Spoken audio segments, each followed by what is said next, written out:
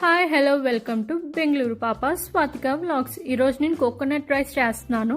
1 cup of rice basmati rice తీసుకుని 20 minutes soak చేసుకున్నాను.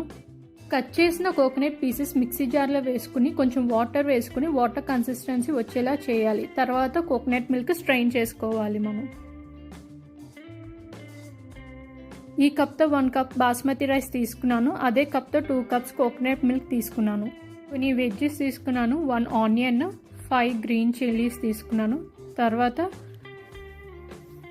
Ginger garlic paste, biryani spices, coconut milk, basmati rice, cold pressed groundnut oil and salt. Part 2లో coconut rice making చెప్తాను. Please like, share, subscribe and comments. Thank you.